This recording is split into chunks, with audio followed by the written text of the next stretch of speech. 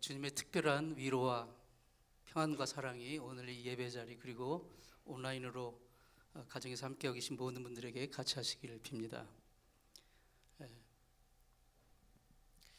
어제 저녁부터 우리 이 그레이스 크리스천 유니버시티 이제 그 시설 담당하시고 저에게들 이제 우리 그 시설 이용하는데 있어서 도움을 주시는 분이 계속 연락이 오는 거예요. Pastor, I'm going to take care of everything, and I'll remove the snow floor all the night and early in the morning. 그렇게 말씀을 해주시더라고요. 그래서 굉장히 걱정을 인간적으로 했지만 저분이 우리가 예배를 그분이 사실 학교는 주일날은 문을 닫기 때문에 그분이 그렇게 열심히 안 하셔도 되는 거예요. 우리 교회를 위해서, 우리 교회를 그 정말 혹독한 날씨 가운데 우리가 주일날 예배 1시간 드리는데 그것을 위해서 그분이 일부러 그렇게 수고를 해주시는 거예요. 다 알아서 미리 치워놓고 새벽부터 일어나가지고 계속해서 메시지가 오고 지금 치우고 있다고, 오늘 아침에 새벽에도. 그래서 제가 저분은 패스터도 아닌데 우리 교회를 위해서 이렇게 정말 자기의 맡은 바 소임 이상으로 엑스트라로 헌신하시고 충성하시는데 오늘 정말 날씨가 이렇게 어려워서 예배를 드릴 수 있을까, 모든 그 사람들이 염려하고 걱정하고 저도 마찬가지로 이제 그랬지만 설사 많은 분들이 참석하지 못한다 할지라도 우리 교역자 가정이라도 와서 예배를 드려야 되겠다, 그분의 그 수고와 정성을 생각해서라도 드려야 되겠다 했는데 오늘 찬양팀이 정말 그 어떤 때보다도 전원 다 이렇게 오셔가지고 섬기고 하는 걸 볼 때 제가 정말 그 하나님을 뵙는 것 같아요. 그래서 가정에서 예배를 드리는 분도 마찬가지고 이 자리에 참석해서 예배를 드리는 모든 분들이 하나님께서는 우리의 그 환경과 여건을 초월해서 역사하시고 우리에게 반드시 하나님의 그 은혜를 주신 분이라는 것을 다시 한번 이렇게 깨닫게 되고, 오늘 이 예배가 정말 하나님이 기뻐 받아주시는 그런 예배, 그리고 하나님이 무엇보다도 여러분을 기억해 주시는 그런 날이 되기를 진심으로 축복합니다. 하나님은 우리를 채워주시는 분입니다.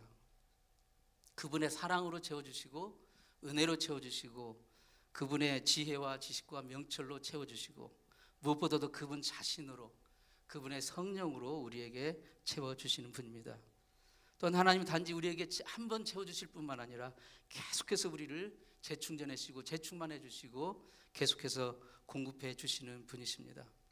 우리가 식당에 가면 종업원이 항상 이렇게 대기하고 있다가 이게 이 물이나 음료수 컵이 이게 비어 있으면 대기하고 있다가 와가지고 더 채워드릴까요? 그렇게 말하잖아요. 그리고 채워주지 않습니까? 그런데 내 컵이 이렇게 비어 있는데도 불구하고 아무리 기다려도 종업원이 와서 채워주지 않는다면 얼마나 당황스럽고 얼마나 낭패이겠습니까? 우리 인생은 하나님이 채워주시지 않으면 궁극적으로 우리 인생은 빈잔입니다. 그것을 성경은 분명하게 가르치고 있어요. 세상에는 아직도 이 하나님이 우리 인생의 빈잔을 채워주시는 그 진정한 만족함, 진정한 그 채워주심을 경험하지 못하고 깨닫지 못하고 사는 사람이 너무나도 많이 있습니다. 우리가 교회 와서 이렇게 예배를 참석하고 사람들을 만나도 마음 한구석에 늘 빈잔인 채로, 허전함인 채로, 공허함인 채로 있는 그런 경우가 있어요. 우리 인생의 빈잔을 채워주신 그 하나님, 그리고 그분의 말씀을 우리가 온전히 순종하고 받아들일 마음의 준비가 되어 있지 않으면 언제나 인생의 빈잔을 들고 서성일 수밖에 없습니다. 우리가 물론 하나님이 계시다는 것, 그리고 하나님이 우리의 기도를 들으신다는 것, 그리고 하나님이 그 아들을 보내서 우리를 대신해서 죽게 하시고 우리를 구원하셨다는 것을 기본적으로는 믿습니다. 그러나 우리가 실제 삶에서 그리고 성경에서 우리가 하나님 말씀 가운데서 내가 딱 받아들이지 못하고 이해되지 못하고 납득이 되지 못하는 부분을 만나면 우리는 굉장히 갈등을 하고 의심을 하고 하게 됩니다. 성경에 보면 그렇지 않습니까? 정말 수백 살 사는 사람들이 나오잖아요. 그런데 그 사람 우리 주변에서 본 적이 없잖아요. 그러니까 믿지 못하는 거예요. 요나가 물고기 속에 뱃속에 들어갔다가 사흘 만에 다시 살아 나왔는데 그런 사람을 우리 주변에서 본 적이 없잖아요. 그러니까 믿지 못합니다. 그러니까 궁극적인 순간에 하나님의 말씀이 이렇게 우리에게 다가왔을 때 그 말씀이 내 삶의 모습, 내 눈으로 보이는 것과는 너무나도 받아들이기가 힘들기 때문에 온전히 그것을 우리가 믿지 못합니다. 우리 인간적인 관점으로만 생각하기 때문에 하나님의 말씀을 받아들이지 못해요. 자기 내 눈으로 본 것만, 내가 경험한 것만, 내 지식으로 이해되는 것만, 내가 배운 것만 믿습니다. 그 외에는 받아들이지 않아요. 하나님 말씀조차도 내 기준으로만, 내 그릇으로만 받아들이기 때문에 하나님은 온전히 우리의 삶 가운데 채워지지 못하는 것입니다. 그런 경우에는 우리의 믿음의 기초를 오직 자기의 눈으로 보는 것으로만 판단하고 둡니다. 그러나 사도 바울은 우리의 신앙, 우리가 하나님을 믿는 우리의 신앙은 그게 아니라고 고린도후서 5장 7절에서 이렇게 말씀하십니다. 이는 우리가 믿음으로 행하고 보는 것으로 하지 아니함이로다. 우리가 보는 것으로, 내 경험으로, 내 어떤 이성적인 판단력으로만 우리가 보게 된 신앙생활을 한다고 한다면 우리는 할 수가 없습니다. 우리가 궁극적으로 하는 것은 믿음으로 하는 것입니다. 보이지 않는 하나님을 믿는 믿음으로 하는 것이죠. 물론 우리가 그런 자기의 그 지식과 어떤 판단의 그 기초로만 믿음 생활하고 신앙생활을 하는 경우에도 하나님과 좋은 관계를 가지려는 마음이 있습니다. 하지만 눈에 보이고 확인되는 것만을 기초로 하기 때문에 보이지 않는 하나님, 이 전적으로 내 삶 속에 들어오는 것을 이해할 수 없고 용납할 수가 없습니다. 그렇기 때문에 우리는 많은 경우에 세상적인 그런 생각과 타협을 합니다. 타협을 해버려요. 타협해버린 부분만큼은 결국 인생이 빈잔으로 남아있고 하나님의 관계는 여전히 멀어져 있는 것입니다. 내 인생의 중심 무대에 하나님이 들어와 계시고 개입하시고 간섭하시는 것을 솔직히 그런 상황에서는 원치가 않은 거예요. 일주일에 한 번 교회 나와서 교회 행사에 참석하고 하는 것으로 자기의 종교적인 의무를 다했고 그 정도면 뭐 하나님 관계에도 무난하다고 생각을 스스로 하는 것뿐입니다. 자, 이러한 배경을 우리가 좀 깔고 오늘 본문에 나온 시몬 베드로의 이야기를 한번 묵상해 보기를 원합니다. 지난주에도 제가 베드로 얘기를 했지만 이상하게 또 베드로 얘기를 또 하게 되네요. 오늘 시몬 베드로의 얘기를 좀 묵상해 봅니다. 베드로는 하나님을 아는 사람이었어요. 하나님을 인정한 그런 사람이었어요.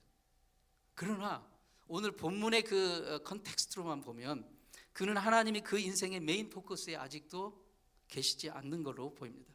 그의 삶의 현장에 하나님의 실질적인 그 프레센스, 임재와 그리고 영향력은 구체적으로 발견되지가 않는 거예요. 적어도 본문의 상황에서는.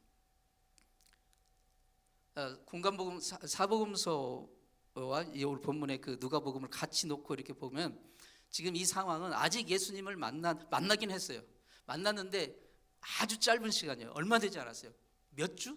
뭐 한 달 이내 정도밖에 되지 않은 걸로 보고 있습니다. 성경학자들은. 그의 형제인 안드레가 그에게 예수님을 소개한 거예요. 요한복음 1장에 보면 안드레가 먼저 예수님을 만났어요. 형제인 안드레가. 그리고 만난 뒤에 급히 자기 형제인 베드로에게 달려가지고 베드로에게 흥분된 음성으로 구약에 예언되었고 여러 선지자들이 말했던 그 메시아를 우리가 드디어 만났다 라고 하면서 베드로를 예수님 앞으로 끌고 왔습니다. 인도했어요. 예수님이 베드로를 보시는 그 순간 요한복음 1장 42절에 이렇게 말씀하십니다. 보시는 순간 처음 예수님이 베드로를 만났는데 처음 뭐라고 하냐면 네가 요한의 아들 시몬인데 이제부터는 게바라 하리라. 게바는 번역하면 베드로라. 처음 만난 사람에게 이름을 바꿔주십니다. 이것은 예수님이 그를 작정하시고 그를 만나셨다는 것을 뜻합니다. 그날 예수님은 그날 이후로 베드로를 하나님의 나라의 사역에 정말 귀한 동역자로 마음 점 찍으시고 시작을 하셨다고 볼 수가 있습니다. 그러나 예수님과의 이런 인상적인 만남을 가졌음에도 불구하고 베드로는 아직 예수님을 향해서 본격적으로 마음을 열지 않은 것 같아요. 베드로는 여전히 자기가 해오던 일을 계속하고 있어요. 누가복음 5장 그 컨텍스트에 보면 오늘 본문 누가복음 5장에서도 베드로는 여전히 고기를 잡고 있어요. 밤새도록 바다에 나가 그물을 던지고 이제 그물을 씻어 말리고 있는 중이었습니다. 자, 우리가 만일 그냥 무심코 성경을 읽는다면 아마도 베드로가 우연히 바닷가에서 그물을 씻고 있는 시간에 예수님이 우연히 배가 필요한 상황으로 생각할 수도 있을 것입니다. 예수님 물가에서 말씀을 증거하시는 동안에 군중들이 계속해서 밀려오니까 더 이상 해변가에 서서 말씀을 증거하실 수 있는 그런 상황이 되지 않자 예수님이 배에 올라가서 육지에서 조금 떨어져 증거하시려고 주변을 둘러보시는 순간 우연히 마침 베드로의 배가 근처에 있는 상황으로 그렇게 이해할 수 있을 것입니다. 완전히 우연의 일치처럼. 그러나 그렇지가 않습니다. 예수님은 그 어떤 일도 우연히 하지 않으십니다. 하나님에게는 우연이라는 것이 없습니다. 물론 예수님은 그 시각에 군중들에게 말씀을 증거하시던 중이었습니다. 그러나 주님이 그 시각, 그 장소에 계신 그 사실과 베드로가 또 그 자리에 그 장소에 있어서 이 두 분이 정말 역사적으로 만나게 된 것은 우연의 일치가 아닙니다. 주님이 목적이 계셨던 것이죠. 주님의 섭리 가운데 있었던 거예요. 그날 베드로의 문제는 단지 물질적으로 빈 그물이 아니었어요. 그것은 우리에게 설명해 주시려고 세팅해 놓은 하나의 시청각 자료일 뿐이죠. 그 마음 깊은 곳에 채워지지 않는 인생의 빈잔이 있었던 거예요. 본질적으로 베드로는 이 영혼의 빈잔의 문제와 씨름하고 있었던 것입니다. 예수님이 그날 그 시각 그 장소에서 베드로를 의도적으로 만나 주신 것은 베드로 마음 깊은 곳에 있던 그 영혼의 빈잔, 그 인생의 빈잔을 채워주시기 위해서였던 것입니다. 예수님께서 군중들에게 말씀을 증거하시기를 마치시자 곧바로 베드로에게 몸을 돌려 이렇게 말씀하십니다. 오늘 본문 4절 말씀이죠. 베드로야, 깊은 데로 가서 그물을 내려 고기를 잡으라. 유명한 말씀이죠. 깊은 데로 가서 그물을 내려 고기를 잡으라. 물론 베드로는 직접 예수님과 이런 이제 컨택을 갖기 전에도 예수님에 대해서 익히 들었어요. 예수님을 존경합니다. 그러나 깊은 데로 가서 그물을 내려라라는 이 대목에서 베드로의 눈은 휘둥그러졌을 거예요. 베드로는 우리가 아신 대로 어부이지 않습니까? 그냥 보통 어부가 아니라 전문 고기잡이 어부입니다. 평생을 갈릴리 바다에서 잔뼈가 굵은 언제 어디서 어떻게 그물을 던져야 할지에 관한 에서 둘째가라면 서러울 그럴 존재입니다. 전문가의 경험상 바로 지금 이런 시간에 깊은 데 가서 더군다나 그물을 던진다는 것은 무모한 일이에요. 그래서 베드로는 그물을 지금 걷어가고 씻는 중 아닙니까? 더 이상 할 필요가 없으니까. 그래서는 안 되니까. 그런데 예수님은 다시 그에게, 베드로에게 그물을 깊은 데 가서 던지라고 말씀하십니다. 그 순간 베드로는 아마 예수님을 보면서 잠시 이런 생각을 했을지도 모르겠어요. 이분은 참 좋은 분이야. 훌륭한 설교자고 위대한 랍비셔. 그런데 고기 잡는 것은 굉장히 문외한이시구나. 속으로 그렇게 생각할 수 있었어요. 그래서 그의 마음에 드는 분명한 생각 하나는 하나님은 역시 참 거룩한 성전이나 회당에서 통하는 분이고 실제 내 삶 생활에서는 맞지 않는 분이다. 그래서 한마디 합니다. 선생님, 저희가요 밤새도록 그물을 던져봤거든요. 한숨도 못 자고 수고했거든요. 그런데 한 마리도 못 잡았어요. 이 빈 그물을 보세요. 그런데 왠지 갑자기 그 베드로의 마음속에 뭉클하면서 잠시 말을 거기서 멈춥니다. 예수님의 그 그윽하고도 강렬한 눈빛을 보는 순간 이분에게는 이런 푸념이나 이런 변명이나 이런 말이 의미가 없을 것 같아요. 뭔가 말로 설명하기 힘든 강력한 끌어당김을 느낍니다. 그래서 그는 베드로는 이렇게 말하지 않을 수 없었어요. 그러나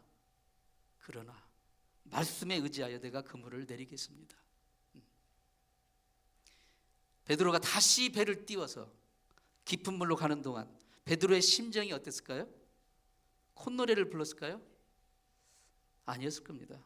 주님의 말씀하시니까 배를 다시 띄우긴 띄웠지만 또다시 허탕이 묻었다. 지금 사람들이 다 지켜보고 있지 않습니까?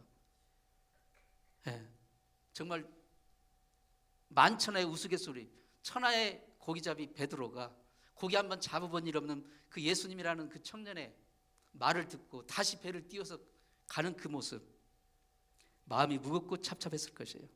그러나 그물을 깊은 물에 던지는 순간 정말 뜻하지 않는 일이 눈앞에 펼쳐집니다. 엄청난 물고기가 요동치기 시작했습니다. 수많은 물고기가 그물 위에 뒤엉켜 올라오고 있었어요. 배 한쪽으로는 도저히 감당할 수가 없었습니다. 급히 다른 동료의 배를 불러 도움을 요청했습니다. 본문 7절에 보면 물고기가 한 배에 감당할 수 없어서 두 배에 가득 채웠는데도 배가 거의 무거워서 물에 잠길 정도가 되었다라고 증거하고 있습니다. 베드로는 큰 충격을 받았습니다. 어떻게 단 한 번의 그물질로 이렇게 많은 물고기가 잡힐 수 있을까 하는 그 충격이 절대 아니에요. 그 충격이 아니라 도대체 이분이 어떤 분인가? 도대체 이분이 어떤 분이길래 나는 마지못해 그분의 말씀에 순종했을 뿐인데 그 말씀 한마디에 어찌 이런 일이 일어날 수 있단 말인가? 너무 충격이고 두렵고 떨렸습니다. 베드로는 그 자리에 서 있을 무릎에 힘조차 없어요. 그냥 엎드려지고 말았어요. 8절에 보면 그분의 무릎 앞에 엎드려 버렸어요. 그리고 말합니다. 아마 신음하는 신음조로 말했을 거예요. 주여, 나를 떠나소서. 나는 죄인으로소이다. 베드로는 왜 그런 말을 했을까요? 베드로는 지금껏 살아오면서 하나님의 사랑과 능력에 대해서 많은 얘기를 들어왔어요. 그래서 하나님 믿어요. 하나님 인정해요. 살아계신 것. 그러나 그분이 내 삶 가운데 들어오는 것, 내 삶 가운데 역사하는 것, 이것만큼은 전혀 이해하지 못하고 깨닫지 못하고 하나님을 절실하게 받아들이지 못했습니다. 베드로에게 하나님은 여전히 저 높은 저 거룩한 성전에만 계신 분, 그래서 내가 가끔씩만 가서 그분을 뵙는 분, 그리고 내가 성전 문을 나오면 더 이상 보이지 않는 분, 내 삶은 내가 알아서 해야 하는 것, 그분은 내 삶에서는 전혀 관심이 없는 분. 그런 식으로 하나님과 적당한 거리를 유지하고 일상의 삶은 자기 방식대로 자기 생식대로 살아온 거예요. 그런데 오늘 이 순간 하나님은 더 이상 자기가 생각했던 것처럼 성전에만 머물러 계신 분이 아니고 베드로의 삶의 현장, 바로 베드로의 고깃배에까지 찾아오신 것, 그것을 눈앞에 경험하게 된 것입니다. 베드로는 그게 너무 충격이었고 감당하기 힘든 사실이었어요. 그래서 주님, 나를 떠나소서. 나는 그저 죄인일 뿐입니다 라고 고백한 것입니다. 이것을 조금 얼토당토 않지만 좀 비유를 해서 설명을 해보자면, 어떤 사람이 오후에 시간이 막 있어요. 남아돌아요. 헝클어진 머리에 꼬깃꼬깃한 러닝 셔츠 입고 헐렁한 반바지 입고 편한 자세로 누워가지고 소파에 누워서 오후 내도 계속 텔레비전을 보고 있어요. 그런데 그런 상황에 갑자기 누군가 자기 집을 방문한다고 생각해 보십시오. 이런 자신의 흐트러진 모습을 손님에게 보여주기를 원하는 사람이 어디 있겠습니까? 그런데 누군가 찾아와서 문을 노크하는 겁니다. 깜짝 놀라서 창문으로 힐끗 보니까 놀랍게도 그는 보통 손님이 아니고 그냥 이웃집 이웃 사람이 아니고 정말 평소에 내가 인생에 한 번이라도 만나보기 원했던, 사모하고 좋아하고 열망했던, 경외하는 그런 사람이 나를 찾아와서 문을 두드리는 거예요. 그러면 어떤 반응이 나올까요? 갑자기 내 모습을 보게 되지 않습니까?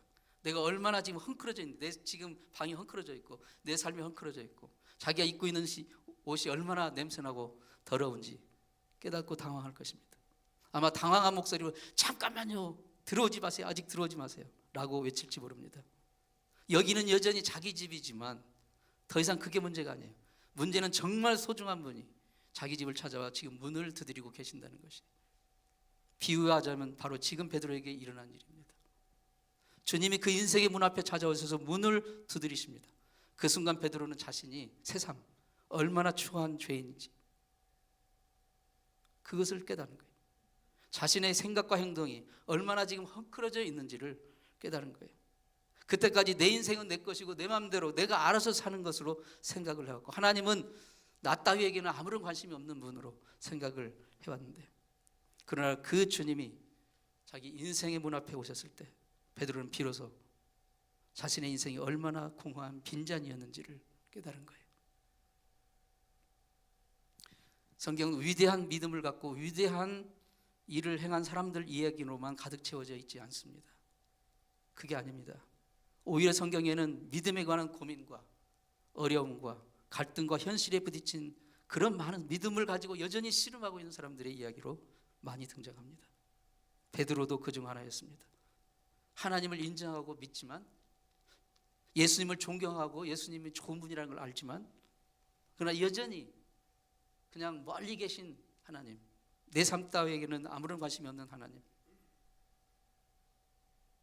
그런데 예수님이 그에게 깊은 데 가서 그물을 던져라 라고 하셨을 때, 베드로는 지금 저분이 뭘 모르고 하신다고 생각했을지도 모릅니다.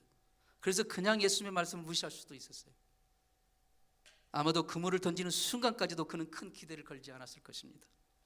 그러나 우리는 베드로가 그런 복잡한 신경 가운데서도, 왜? 선생님, 우리가 밤이 맞도록 수고했지만 그러나 당신의 말씀에 의지하여 그물을 내리겠습니다라고 말했는지, 그 이유를 우리가 살펴봐야 됩니다. 5절 말씀 보면 베드로는 좋은 일이 일어날 것이라고 기대하지 않은 것 같아요. 그는 단순히 예수님 말씀하시니 그대로 순종했을 뿐입니다. 그런데 그렇게 했을 때 그는 고기를 잡은 게 아닙니다. 그는 하나님을 붙잡게 되었습니다. 자기 인생의 궁극적인 그 빈잔을 채워줄 분을 비로소 만난 것입니다. 우리 인생의 의심과 회의에 직면할 때가 옵니다. 마음이 편치 않은 상황을 만날 때가 있습니다.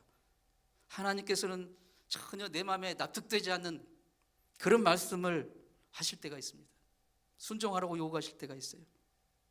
내 경험상, 내 지식상, 내 판단상 도저히 납득이 안 되는 하나님의 말씀을 순종하라고 하실 때가 있어요. 그 의심의 끈을 놓지 않습니다. 그러나 사랑하는 성도 여러분, 만약에 그렇게 해서 베드로가 여전히 예수님의 말씀을 불순종하고, 야, 그럴 리 없다고, 그럴 필요가 없다고, 내가 이 일에서 내가 더 전문가라고 말하면서 뿌리치고 갔다면, 위대한 베드로, 복음의 놀라운 사도 되었을까요? 우리는 하나님의 말씀이 우리에게 다가올 때 그 말씀을 내 삶 가운데 역사하시는 하나님의 마음으로 우리가 받아들이고 순종해야 될 줄로 믿습니다. 예수님 베드로를 찾아오셔서 그 빈 그물을 가득 채워진 그 이유가 무엇이겠습니까? 그분만이 우리 인생의 영혼의 빈잔을 채워주실 수 있는 분임을 가르쳐 주시려고 하신 것입니다. 하나님은 주일날 이 예배당 안에만 머물러 계시는 분이 아닙니다. 그분이 말씀하신 것은 내 마음에 납득이 되지 않더라도 결국 그 말씀을 이루신다는 것을 우리가 우리 삶 가운데서도 늘 경험하고 볼 수 있길 바랍니다. 그분이 내게 하라고 하시는 것을 하면, 하나님 말씀에 온전히 순종한다고 하면 내 인생의 빈잔을 채워주시고 한량없는 은총으로 계속해서 채워주심을 경험하게 될 것입니다. 물론 이 일은, 이 믿음의 결단은 쉽지가 않습니다. 늘 내 자신의 그 판단과 내 자신의 경험과 부딪히기 때문이죠. 괴테는 이런 말을 했습니다. 행복의 비밀은 자신이 좋아하는 일을 하는 것이 아니라 자신이 해야 하는 일을 좋아하는 것이다. 내가 변해야 인생이 변한다. 솔직히 우리 몸이 하고 싶은 건 뭡니까? 우리 몸이 하고 싶은 것은요, 그냥 학생 같으면 페이퍼 걱정 없이 게으름 피우고 싶어요. 아무 일 걱정 없이 신경 쓰지 않고, 일 신경 쓰지 않고 그냥 놀고 싶어요. 몸에 좋은 뭐 브로콜리나 녹즙이나 당근즙 그런 것보다는 막 산비과자, 막 청포도 사탕, 달달한 거 그것만 먹고 싶어요. 사실 제 방에는 늘 그런 게 있습니다. 근데 그게 몸에 안 좋다는 건 너무 알지만 내 몸이 원하니까 그냥 시간 걱정 없이 막 그냥 마음껏 가가지고 테니스도 치고 막 그 재밌다는 한국 드라마도 막 시간 걱정 없이 보고 싶고. 그러나 그런 좋아하는 일만 하다가는 내 삶은 엉망진창이 될 거예요. 학점은 빵꾸가 날 것이고 이빨은 썩을 것이고 식구들은 굶어 죽을 겁니다. 그래서요, 아무리 싫어도 내가 해야 할 일을 해야 되는 거예요. 인생은요, 어차피 하나님의 백성으로 우리가 하나님 말씀을 순종해야 한다면 마지못해 하지 말고 그것을 좋아해 버리십시오. 즐기십시오. 기뻐하며 하실 수 있기를 바랍니다. 하나님이 우리에게 허락해 주신 이 인생의 시간이 결코 길지 않습니다. 우리가 하나님 말씀을 순종하면 그 하나님의 우리 인생의 빈잔에 채우시는 그것을 정말 경험하는 감격적인 그 복된 인생을 사는 그런 시간조차도 얼마 되지 않습니다.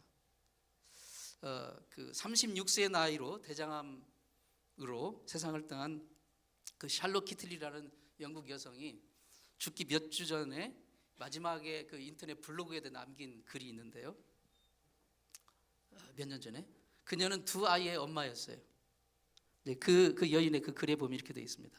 살고 싶은 날들이 이미 이제 사형 선고받고 더 이상 뭐 치료 가능성도 없고 그래서 이제 모든 뭐 장례 그런 것도 다 준비해 놓고 죽기 몇 주 전에 이런 글을 남겼어요. 살고 싶은 날이 많은데 저에게는 허락이 되지 않네요. 내 아이들이 커가는 모습도 보고 싶고 남편에게 성가신 마누라 노릇도 하면서 늙어보고 싶은데 그런 시간이 허락이 안 되네요. 죽음을 앞두고 보니 그렇더라고요. 매일 아침 아이들에게 일어나더라고, 서두르라고, 이빨 닦으라고 소리 지르는 그 날이 행복이었더라고요. 살고 싶어서 해보라는 온갖 치료는 다 해봤어요. 기본적인 의학 요법은 물론 기름에 절인 치즈도 먹어보고 쓰디 쓴 야채즙도 마셔봤고요. 동양의 그 침도 맞았어요. 그러나 다 아니더라고요. 이제는 장내 문제를 다 마무리해놓고 보니 매일 아침 일어나서 내 아이들을 껴안아주고 뽀뽀해 줄 수 있다는 것이 세상 얼마나 감사한지 모르겠어요. 얼마 후에 나는 남편의 곁에서 잠을 깨는 기쁨을 잃게 될 것이고 우리 남편은 무심코 커피 잔 2개를 꺼냈다가 커피는 한 잔만 타도 된다는 사실에 슬퍼하겠지요. 내 딸아이는 머리도 따줘야 하는데 누가 따주죠?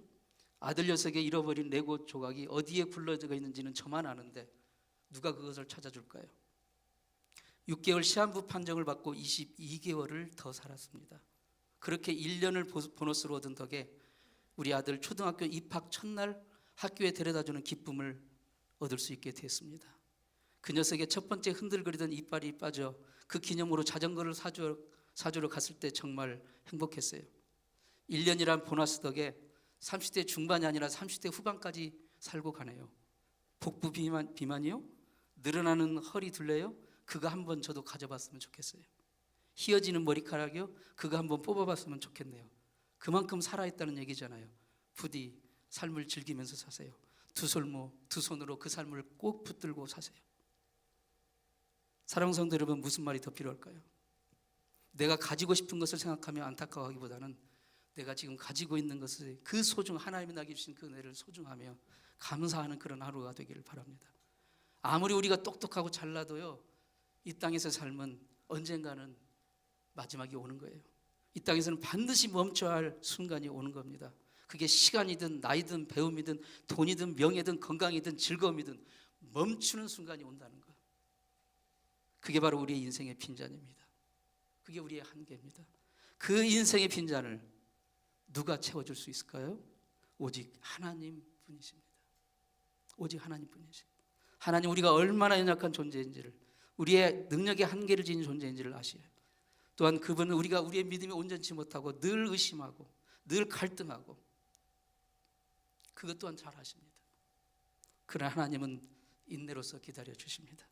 베드로의 고백처럼 지금 당장 내 머리로는 납득이 되지 않지만, 주님, 내가 밤새도록 애를 썼고 그래도 얻은 것이 하나도 없지만 주님이 그렇게 말씀하시니 제가 순종하겠습니다. 말씀대로 행하겠습니다 라고 고백하는 그 순간을 기다리십니다. 그럴 때 주님은 우리의 인생의 빈잔을 그분만이 주실 수 있는 풍성한 은혜로 채워주실 것입니다. 기도하겠습니다. 사랑하는 아버지 하나님, 우리가 이 세상에서 제한된 존재라는 것을 잊지 않게 주옵소서. 아무리 아둥아둥 버려도 결국 끝이 온다는 것을 잊지 않게 도와주옵소서. 그러나 주님만이 우리의 인생의 빈잔을 채울 수 있다는 것, 그것 또한 잊지 않게 주옵소서. 주님, 우리가 아직도 인생의 빈컵을 들고 서성이지만 생명의 주님, 권능의 주님, 은총의 주님이 그렇게 말씀하셨기 때문에 주님의 말씀에 순종하기로 결단하는 우리가 되게 도와주옵소서. 예수님의 이름으로 기도합니다. 아멘.